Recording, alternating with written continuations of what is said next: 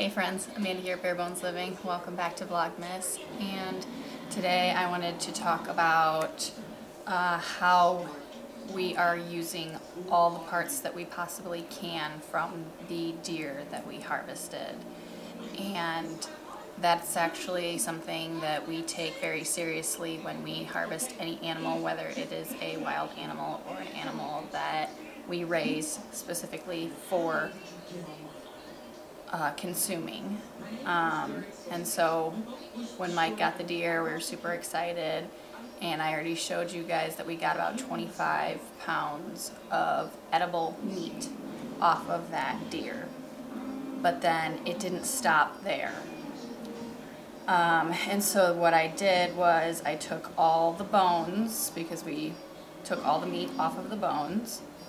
I took all the bones and I put them in my big roaster pan, and I make bone broth out of all of our bones. And that I usually let my bone broth cook for 2 to 3 days, and then I let it sit in the refrigerator overnight, and then I skim off the fat off the top, because the fat will harden over the top, and that way it makes it a lot easier to remove the fat. And then I can it. So this broth is the finished broth that cooked for 2 or 3 days, I can't remember anymore. And now it is ready to be canned. But I just wanted to show you guys, I'm so excited about this because this whole top layer is collagen. I don't know if you can see that, but it's like breaking apart like Jello. Super excited about this. This is a very nutrient-rich broth. So I'm going to be canning this. So what I have to do is rewarm it in order to can it. And I'm probably just going to be canning these mostly in pints, because I tend to feel like I'm always looking for a pint, even though we're a large enough family to need a quart of broth. More times than not, the recipes that I'm making only ask for like a cup of broth. And then even if I'm doubling it, it's only 2 cups, so then I'm opening a quart and only using half of it, or 3/4 of it, or something like that. And then I'm left with just a little bit left over. So I think I'm gonna put them all in pints for this round, and then I'm going to can these up. And then here you'll see, since they sit in the roaster for so many days, all the meat falls off the bones and they come out. I just pick through after I scoop out all the bones and meat and everything like that, and as I'm scooping it out, each spoonful I go in and I pull out the bones. And these bones are so brittle that I can just break them in half with my fingers. So now these I can very easily turn into bone meal for my garden. The only caveat to that is, while these top ones are very dry, the bottom still probably has some moisture in it, so I'm going to pop these in the oven just to completely dry them out, and then I'm going to throw them in my Vitamix in smaller manageable batches and have the Vitamix grind them up into a fine powder that I can put into my garden. So I'm putting the bones back into my garden. All the meat that I pulled out of the broth, that I pulled these bones out of, I give to my chickens, which I'll show you that right here. I'm taking these bits that I took out of the broth. This is mostly meat. There's quite a bit of meat left on the deer bones, like the neck that had gotten covered in blood and not something that we wanted to consume. So I'm going to give this, it's mostly meat, a little bit of veg. I'm gonna give this, split it up between our 2 flocks of chickens.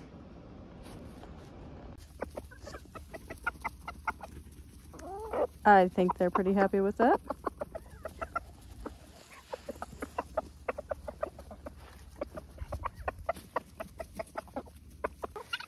These guys already know what's up.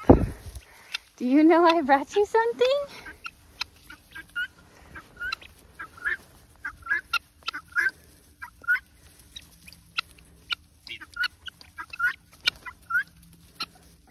This is why I hate my guineas, because they're such bullies. They chase everybody away from the food. And then I get this fantastic nutrient-dense broth that is left. So the only thing that we did not use from this deer was the head, the, I suppose, forearm, and the hoof. So the 4 hooves and like the forearm of the deer, and the pelt. And I know that I could use the pelt, but I'm just being honest with myself. I know I don't have the time or the knowledge to do anything properly. I don't know how to tan anything, and I don't really know what to do with that. So with this deer, those are the 3 things that we did not use on this deer was the head, the hooves, and the pelt. All the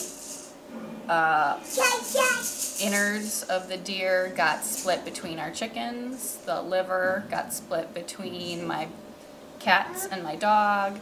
And the heart, I don't know if we're going to eat that or if I'm just going to give it to the animals also. But everything else has been used from this deer. And that just makes me feel super great about taking an animal that so much can be used from that animal and honored.